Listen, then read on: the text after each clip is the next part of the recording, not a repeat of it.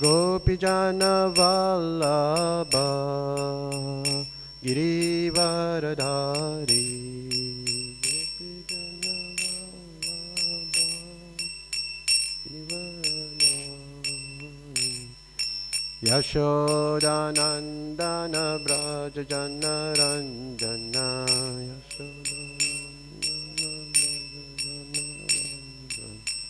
Jamuna Tira Vanachari Jamuna Tira Vanachari Jaya Radha Madhava Kunja Bihari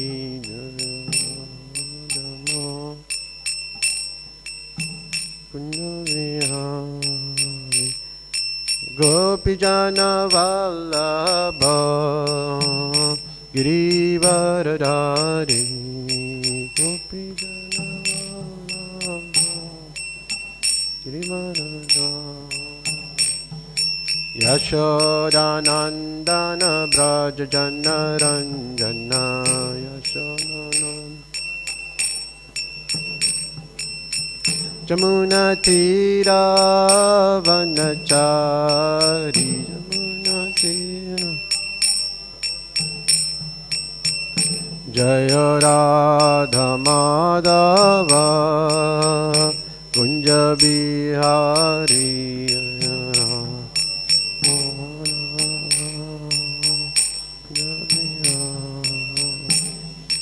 Gopijana Vallabha Girivaradhari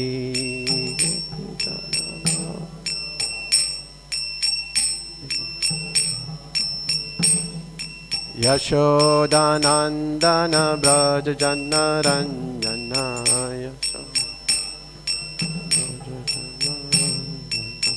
Jamuna Tira Vanachari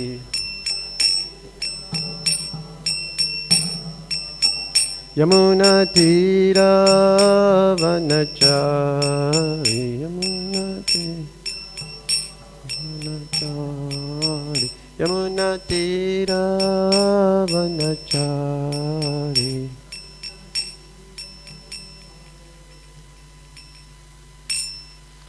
Jayam Vishnupad Paramahamsa Pravijacharya Astoru Shishimat His Divine Grace A.C. Bhaktivedanta Swami Prabhupada Ki Jayam Vishnupad Paramahamsa Pravijacharya Astoru Shishimat His Divine Grace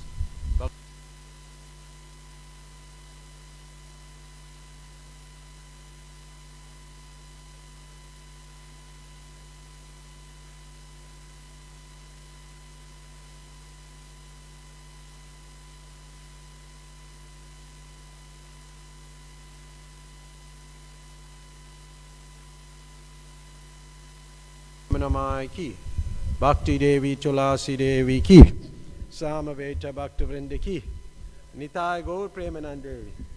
All glories to the assembled devotees. All glories to the assembled devotees. All glories to the assembled devotees. All glories to Sri Guru and Sri Gauranga. All glories to Srila Prabhupada. Srila Prabhupada ki.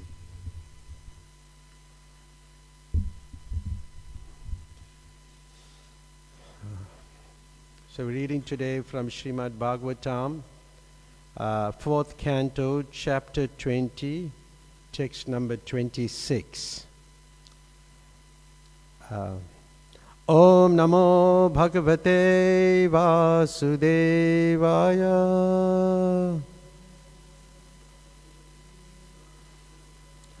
Om Namo Bhagavate Vasudevaya.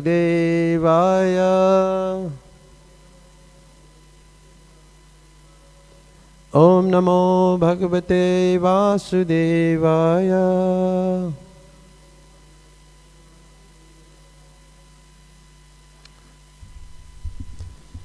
Yasa Sivam Susrava Arya Sangame.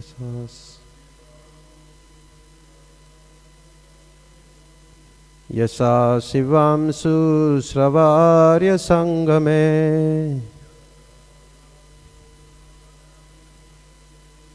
Yadrichaya chopa shrinoti te sakre. Yadrichaya chopa shrinoti te sakre.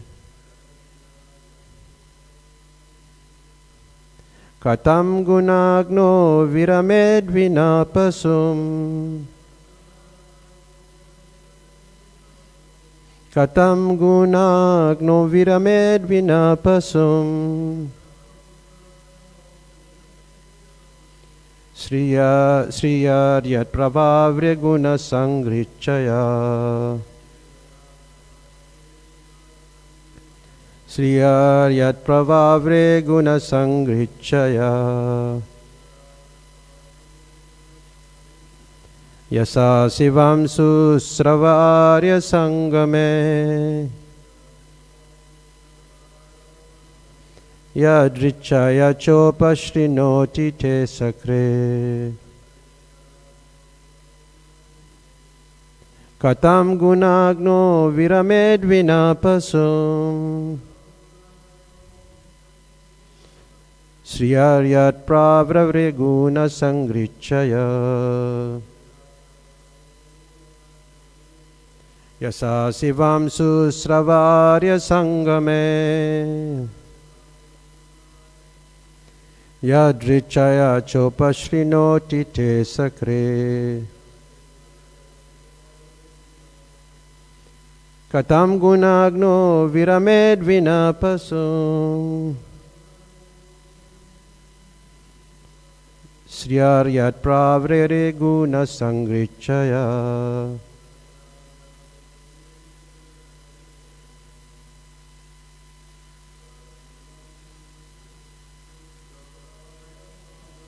Yasa sivam susrava arya sangame.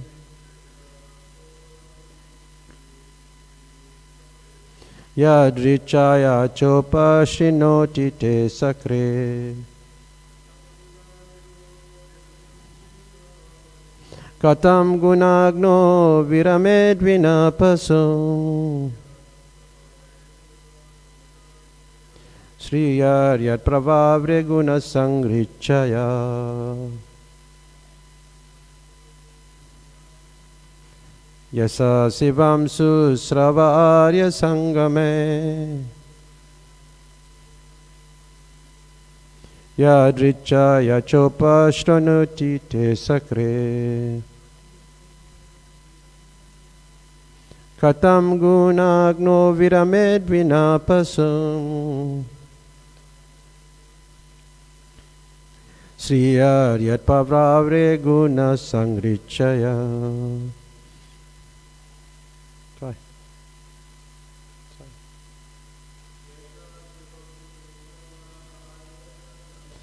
Yasa sivam susrava arya sangame. Yadrichaya chopa shrinoti te sakre. Katam gunagno viramed vinapasum. Sriyaryat pravavre guna sangrichaya. A word for word. Yasa, glorification. Sivam, all auspicious. Susrava, O highly glorified Lord. Arya Sangame, in the association of advanced devotees. Yadrichaya, somehow or other. Cha, also. Upashranoti, years. Te, your. Sakrit, even once. Katam, how. Gunagna, one who appreciates good qualities. Viramed, can cease.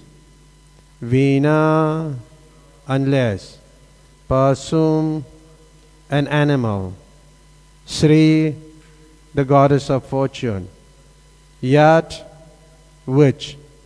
Pravavre, accepted. Guna, your qualities. Sangraha, to receive. Ichchaya, with a desire. Translation. My dear glorified Lord, if one in the association of pure devotees hears even once the glories of your activities, he does not, unless he is nothing but an animal, give up the association of devotees. For no intelligent person would be so careless as to leave their association. The perfection of chanting and hearing about your glories was accepted even by the goddess of fortune, who desired to hear of your unlimited activities and transcendental glories. Purport. The association of devotees, Arya Sangama, purport by His Divine Grace A.C. Bhaktivedanta Swami Prabhupada. The association of devotees, Arya Sangama, is the most important factor in this world. The word Arya refers to those who are advanced spiritually. In the history of human race, the Aryan family is considered to be the most elevated community in the world because it adopts the Vedic civilization. The Aryan family is distributed all over the world and is known as Indo-Aryan. In prehistoric days, all of the members of the Aryan family followed the Vedic principle, and therefore they became spiritually advanced. The kings known as Raja Rishis were so perfectly educated as Kshatriyas, or protectors of the citizens, and so greatly advanced in spiritual life, that there was not a bit of trouble for the citizens. The glorification of the Supreme Lord can be very much appreciated by the Aryan family. Although there is no bar for others, the members of the Aryan family very quickly catch the essence of spiritual life. How is that we are finding it very easy to spread Krishna consciousness among the Europeans and Americans? History reports that the Americans and Europeans proved their capability when they were anxious to expand colonization, but at the present time, being contaminated by advancement of material science, their sons and grandsons are turning into reprobates. This is due to their having lost their original spiritual culture, which is Vedic civilization. Presently, these descendants of the Aryan family are taking this Krishna consciousness movement very seriously. Others who are associating with them and hearing the chanting of the Hare Krishna mantra from the lips of the pure devotees are also becoming captivated by the transcendental vibration.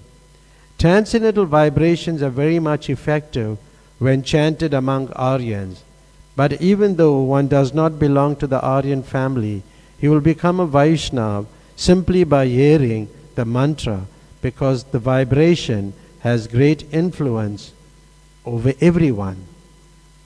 Maharaj Prithu points out that even the goddess of fortune, who is constant companion of Lord Narayan, specifically wanted to hear about the Lord's glories.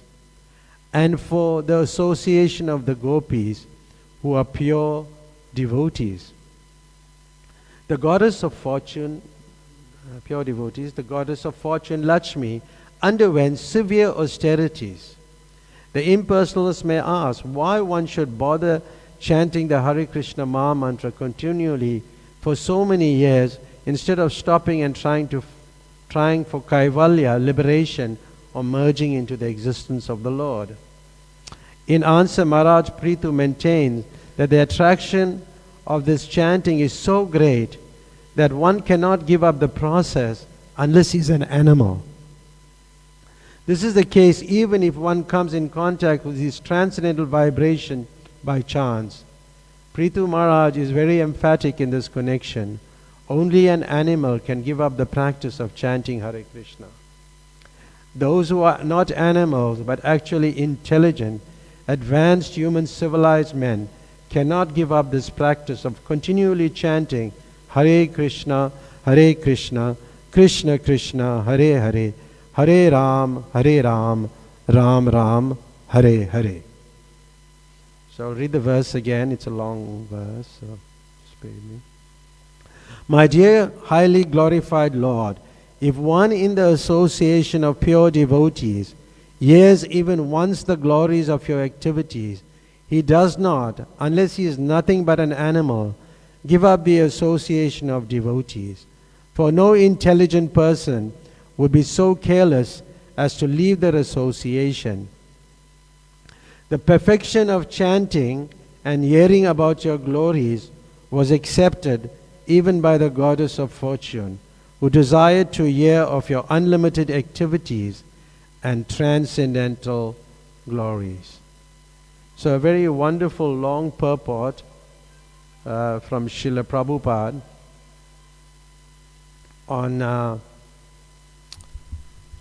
a very important subject matter, chanting Hare Krishna.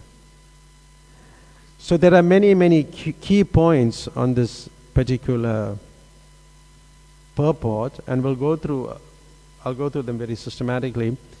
One is the value of devotee association. Like being in the company of pure devotees is very crucial for spiritual growth.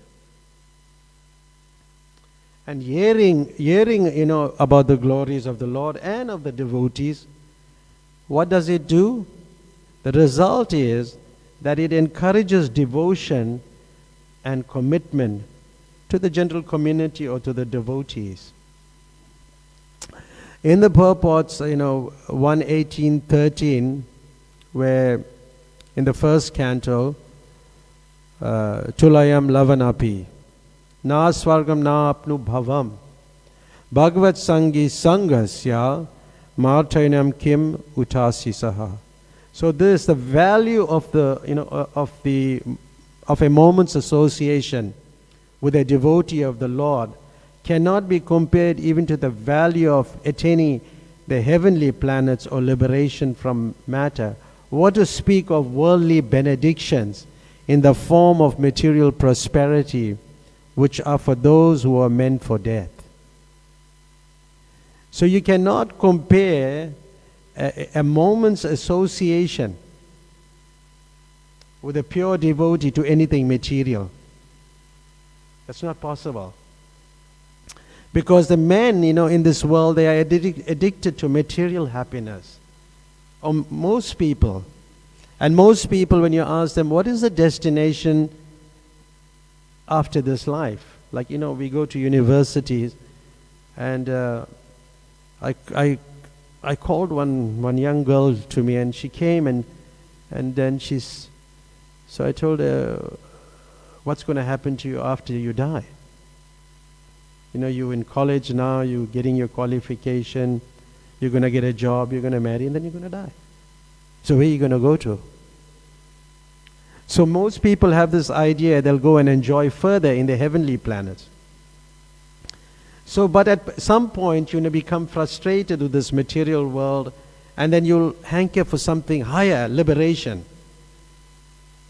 But a pure devotee, he does not aspire for these things, for happiness, for liberation. He's just satisfied in glorifying the Lord.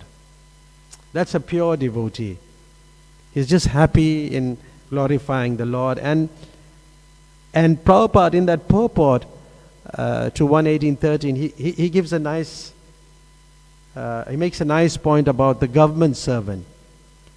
See, the government servant remains the same regardless of his location.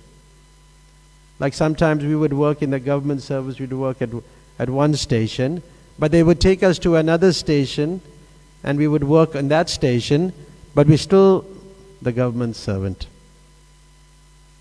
You get it?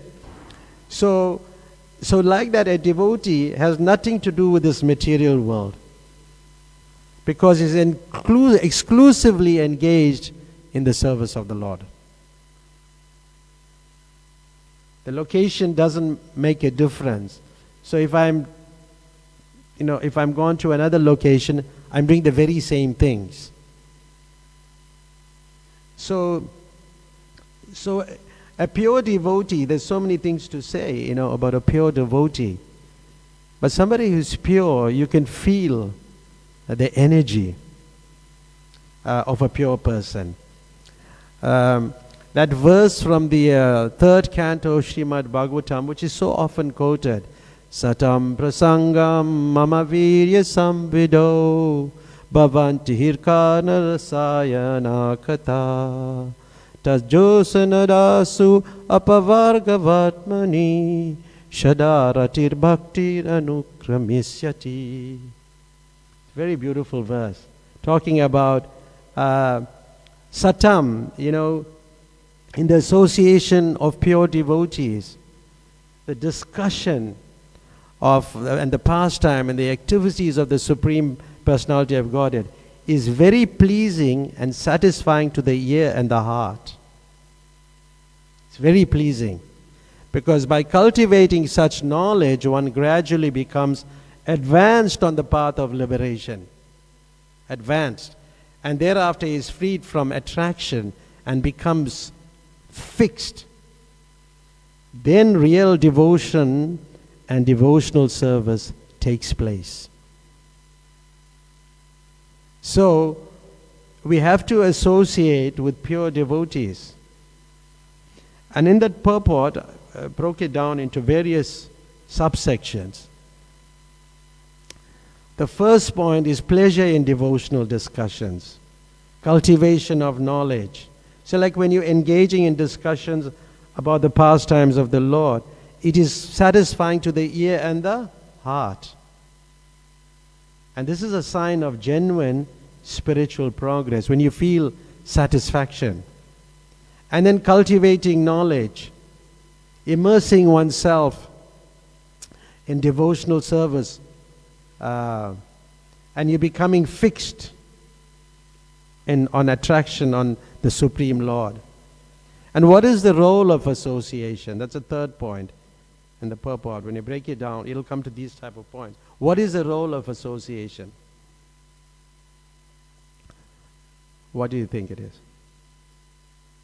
To make real advancement in spiritual life, you have to have association.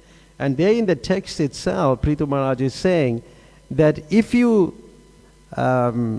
leave the association of devotees, what are you considered as? An animal. One is considered an animal if you leave the association of devotees, give up the chanting of Hare Krishna. He's an animal. Like Prabhupada, it was in some discussion with devotees, he was saying, one has to chant 16 rounds. And he said, if you can't chant 16 rounds, then you're an animal. Now these are like hard statements, difficult to digest. Sisi Radha Radhanath ki jai. But at the same time, to make spiritual advancement, you can't associate with everybody. You must associate with like-minded people, devotees, who help you to foster a deep understanding of the Lord's activities. Then you have limitations of theoretical knowledge, because sometimes we just study the scriptures independently without the assistance of and guidance from devotees. Then your advancement is limited and it's minimal. And at the same time, theoretical understanding alone is insufficient. One needs that, what you call, experiential experience. That knowledge that comes from association. So that type of association we should grab. The fifth point is personal understanding of the divine. Like many people perceive the absolute truth as impersonal. Why? Because it's due to a lack of association. See, if you don't associate with people, naturally you are impersonal. But when you associate with people, then you naturally lean on to, or it lead you to personal realization. The sixth point is fostering devotion. It fosters real devotion can only be directed towards a personal entity. Not an abstract concept. We have an abstract concept, like yesterday Bhakti Chaitanya Maharaj was saying, about Kushakrata Prabhu. Some people just have this idea, God is great, like that.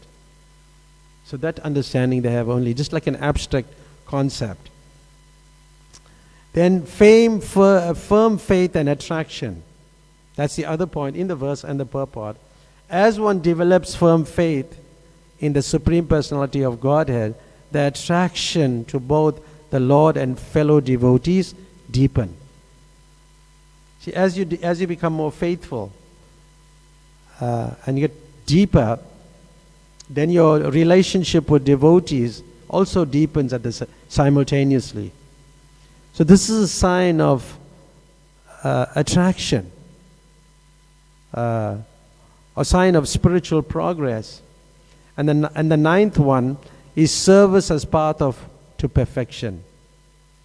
So when you engage in devotional service, that leads you to perfection in your spiritual practice. So the more one associates with devotees, the closer you come to realizing their ultimate spiritual nature. So the more you associate, but with like-minded people. And you must associate with people who have affection for you also. Otherwise you would not learn. It's a little difficult. Isn't it? Like-minded. So then, we spoke about those people who leaves the association of devotees are considered pasum. What that means? Animals, yeah. Then in the purport there's talk about the historical significance of the Aryan family. This is a word that I heard when I was very young, about Aryans. Because the Aryan family is associated with Vedic civilization, according to the purport. And they considered to be spiritually advanced.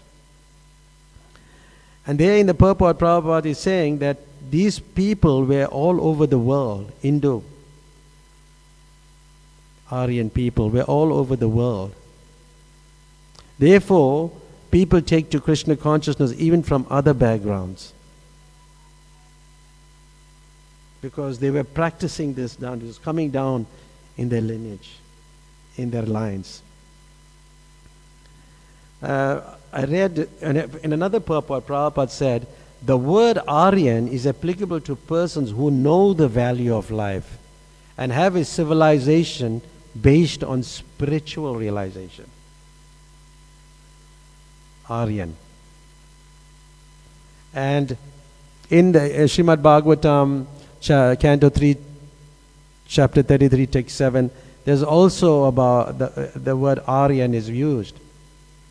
And the translation is, of how glorious are they, those tongues are chanting your holy name.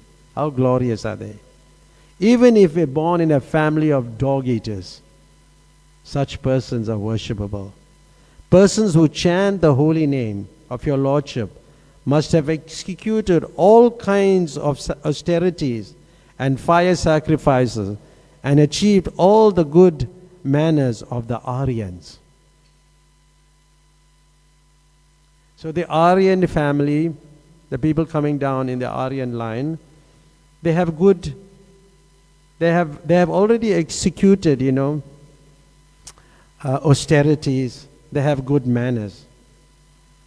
And to be chanting the holy name of your Lordship, they must have bathed in all the holy places of pilgrimage, every way, studied the Vedas, and fulfilled everything required. So, So we can see, and you can see the importance of glorification of chanting, preparation of and purification, like studying the Vedic scripts, chanting as a form of elevation, how it can elevate you. When we discuss this text, misconception addressed, authenticity of practice. It emphasized the importance, intent behind chanting. And chanting is a great science itself. It's a great science. And then talking about, in the purport, Prabhupada is talking about Haridas Thakur, who despite being born in a Muslim family, took seriously to the chanting of the Hare Krishna mantra. So different things. And if you chant, but one important point, immediate purification takes place when one chants offenselessly, without offense. There's so many, and the next point was it's transcendence above rituals. Chanting is above all this ritualistic processes. Bathing in holy places, there's no need to do all that. So there's so many things can be said. But in the modern text, you see now, the challenges. Although, there were Aryan families throughout the world, but we see the challenges people face due to materialism. People are becoming more materialistic.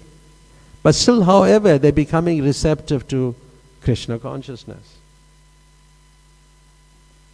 In the Srimad Bhagavatam, in the 3rd canto, chapter 29, text 18, I'll read the translation and we can just discuss a little bit about that. A devotee should always try to hear about spiritual matters and should always utilize his time in chanting the holy name of the Lord. His behavior should always be straightforward and simple. And although he is not envious, but friendly to everyone, he should avoid the company of persons who are not spiritually advanced. So our association is very important. We have innocent people coming and they're hearing about Krishna, then we can give them Krishna consciousness. We can give them our association. So that's there. And then the Gita explains that we are meant to do that because they are innocent people.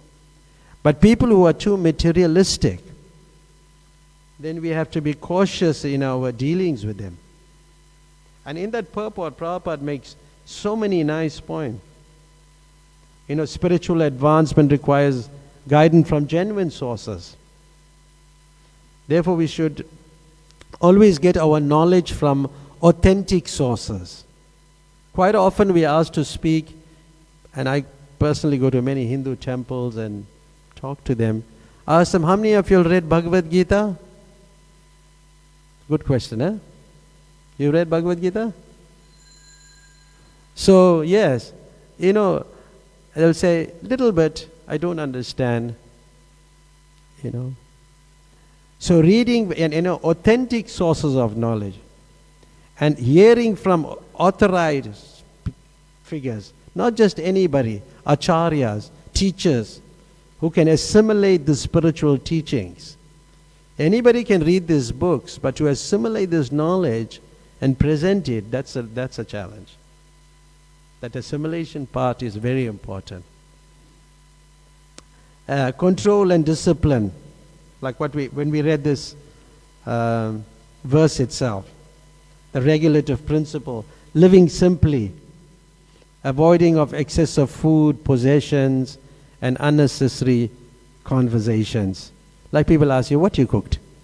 Where are you going? Is that necessary? If I tell you I'm going to the moon, what will you say? Huh? Come with me. But remember, you'll get burnt because the moon is above the sun. You know that? The moon is above the sun. You'll get burnt. You can come, but you'll get bent. The other thing, people can't go to the moon. Even in India now, they're saying people are going to the moon. But they're really not going to the moon. Yeah, the qualities of a devotee. His simplicity. And then Prabhupada in the purport points out, from the qualifications of a devotee. Humility, tolerance, simplicity. Like devotees, we don't possess much. I live off my bag, but now I've got a cupboard. But for 2 years I've been living off my bag. I just have a bag there, just go open my bag, put the things, take it out. So it's very little possession. It's very simple. Chanting and devotional practice, we have to chant and we have to avoid negative associations. We should try as far as possible. And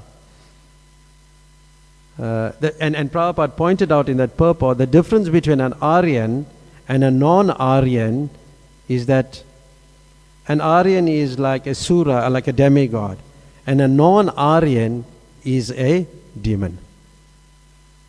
Asura.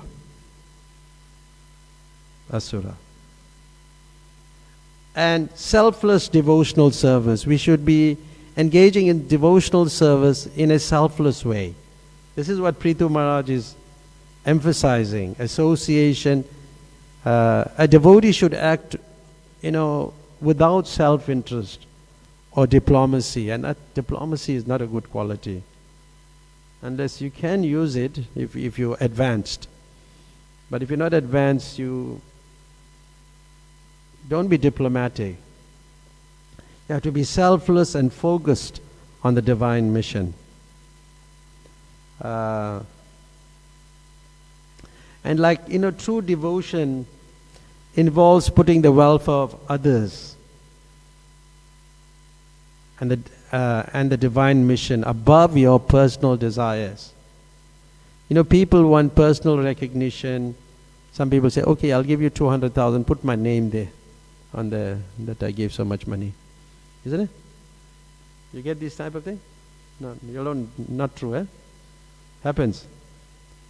Like once somebody, anyway, I don't want to say it, but this happens. We have motives, different motives, ulterior motives. And these are not good for a devotee, having ulterior motives. Like once one very senior Vaishnava, Gaudiya Vaishnava, he came to see Prabhupada, and another devotee was singing a very deep song, Shri Rupa Manjari Pada. And Srila Prabhupada, he listened and listened. And the other senior Vaishnava was saying, Jai Gurudev, Jai Prabhupada. And after there was a pause, then the senior devotee, the senior Vaishnava Gaudiya Vaishnava was speaking. He said to Prabhupada, and I'll read it, referring to Srila Prabhupada's disciples, they should be told that they should never get motivated by their own self-interest. He said, they should make your mission successful. So that is what devotees are meant to do. So Srila Prabhupada, he turned his head slowly because he was quite ill that time, and looking over the devotees as they gathered even more closely to him, then he slowly lifted his hand as if to call them to attention. And he said, do not fight amongst yourselves. I have given direction in my books. Then he lowered his hand. So all these directions are given in the books, in the scriptures, but ulterior motives do crop up from time to time. Like Srila Prabhupada had one disciple whose name is not mentioned, but the devotee was narrating this, said how the disciple had some ulterior motives. Because we're not meant to surpass the Guru, even if we are more advanced than the Guru, which most likely will be not. It'll be like manufactured in your factory of your brain. So that may not be the case. So this devotee was saying that, Prabhupada pointed out to him on many occasions, to Nandakumar, that all my disciples are praying for me to get well, except for one person. This person is praying for my death so he can take over. So this is you have ulterior motives. And then, and other things, he wanted to take over the world, basically. And therefore Prabhupada at a point, he disbanded the GBC and said only the temple presidents are in charge. So these things do happen, how often do you, you may think, how sinful this person is.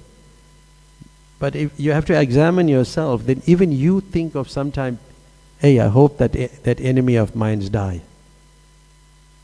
That's true. Isn't it? So it's in all of us. So we may have this ulterior motive. And this devotee thought, anyway, there's more to it. Then there was a devotee singing Bharadraj, and Prabhupada liked Bharadraj and Jamuna singing because they sang so beautifully, and he would listen to them. But as this person was singing, everybody was seated on the floor, but he was sitting on a chair. And sometimes a singer, he breaks a note, sometimes he breaks the note. So this person is nudging that fellow and saying, laughing, you made fun of a mistake. So that's not good.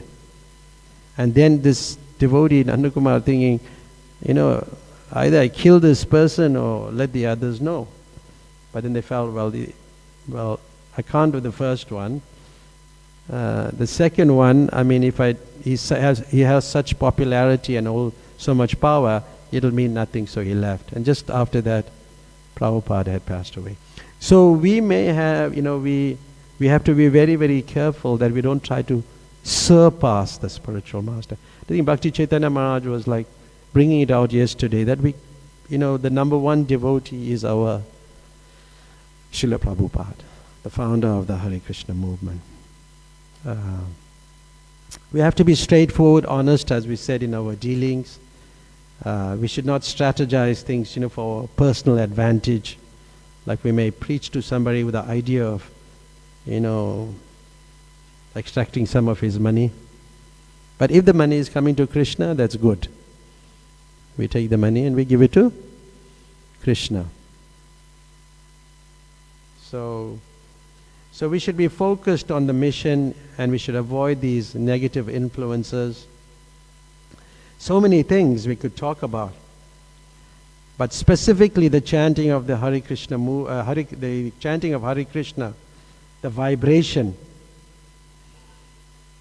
it has a profound effect of those people coming from the Aryan lineage. But as we said, it can, others can also be influenced. Even now, we have to be all inclusive. In our preaching, we have to be inclusive, not exclusive. Then the other point that was brought about was, on the purport, was the goddess of fortune. Inspiration from the goddess of fortune. Because she also desired to hear the Lord's glories. Illustrating the appeal of devotion. So she performed much more austerities.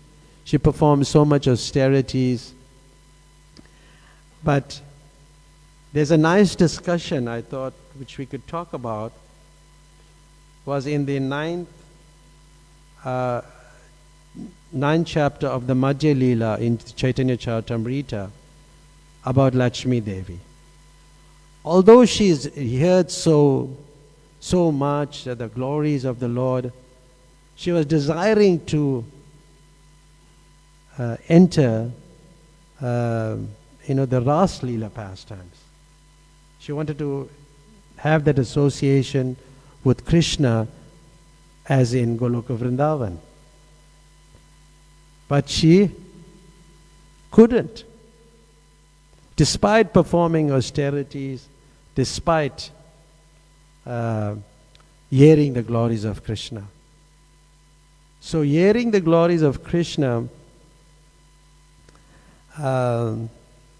like we're talking now, it's very nice, and that's what the verse recommends.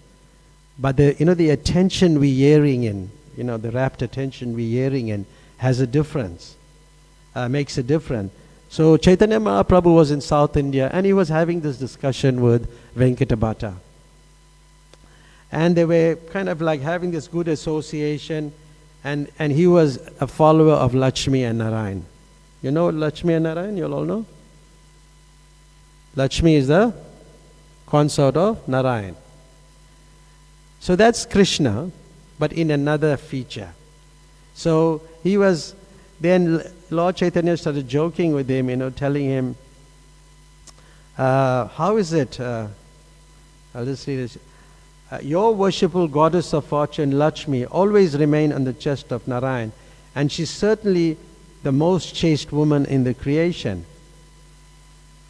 And then Lord Chaitanya said, but however, my Lord, the cowherd boy, who's engaged in tending the cows, why is that Lakshmi, being such a chaste wife, wants to associate with my Lord? It's a nice question, why? Why does she want to associate with a cowherd boy? Because she's opulent, got nice earrings, bangles, everything, all these different things in her hand, and look very beautiful.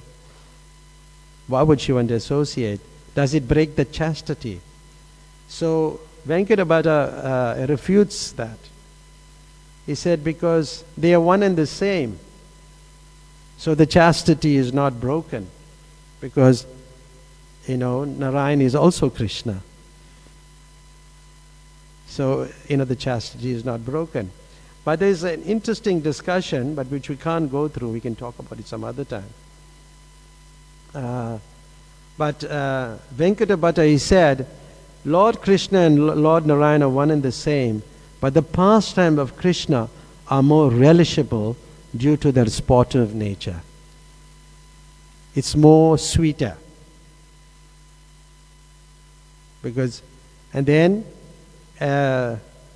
Since Krishna and Narayan are the same personality, Lakshmi's association with Krishna does not break her vow of chastity.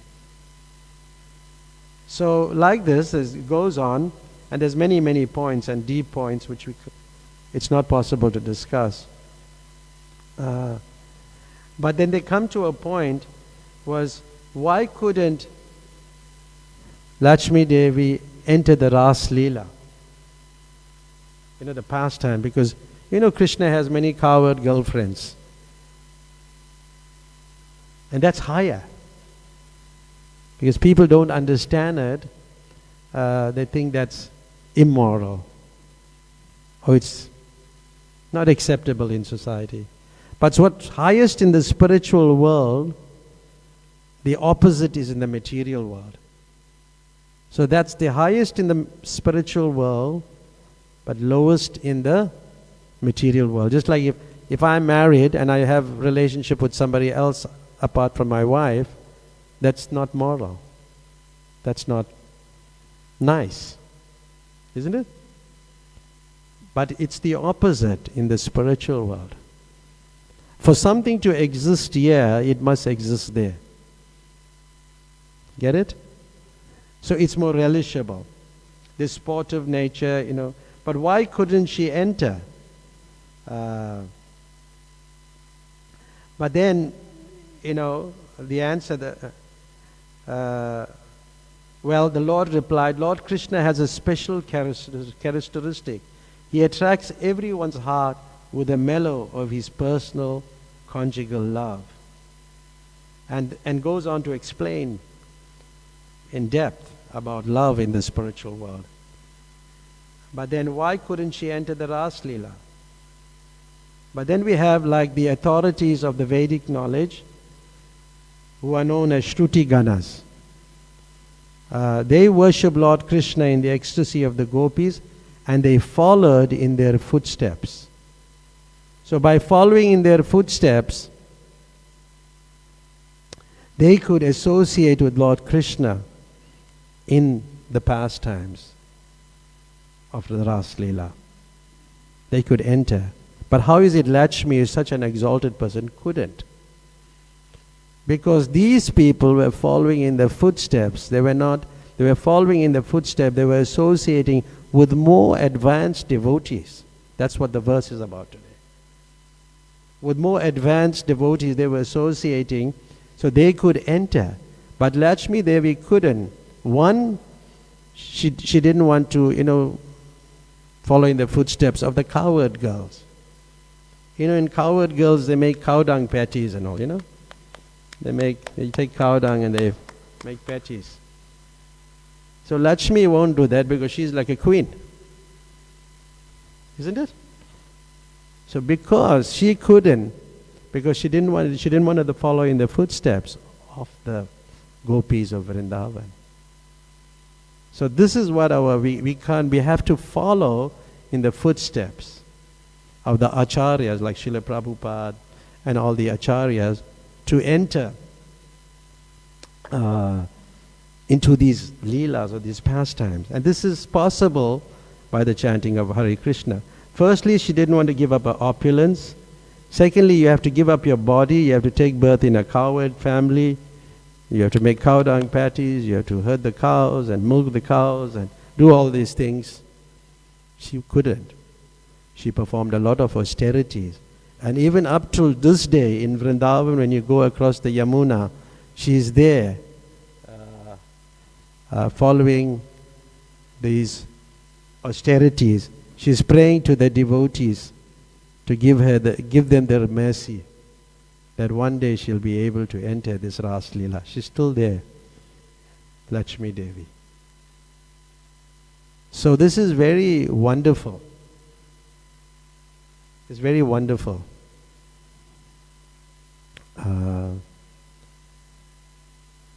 Hearing the pastimes of Krishna, and we see this from this example. It's actually 8:30 now, but I started 10 minutes late, so I still have 10 minutes, right? So we can take some questions. The devotees are walking out, but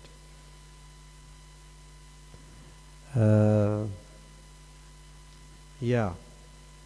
So that is about the austerities, the attraction for the chanting, and the continuous, according to the purport, the continuous chanting of the Hare Krishna mantra is presented as irresistibly attractive. It's very attractive, the Hare Krishna mantra. And the people who cannot take to this chanting of Hare Krishna, we said, are animals or pasum. And a very important point of, mainly I was reading this morning about chanting, and I'll just read this, which is so important for devotees and others. By service to the holy name, we do not mean just chanting the name. It includes other duties. By serving the holy name with body, mind, and soul, the direction of that service spontaneously manifests in the chanter's heart, like the sun in the clear sky. What is the nature of the holy name? Eventually, all these realizations automatically appear in the heart of one who chants the holy name. And listen to this very carefully, and it applies particularly to devotees. The true nature of Harinam is revealed through listening, to reading, and studying Shastra. So the effect of chanting Hare Krishna is based on this. It is unnecessary to write anything further on this subject. All these things will be revealed to you through continual chanting. This is Bhaktisiddhanta Saraswati Thakur. And then he says, without Shravan, there is no Kirtan.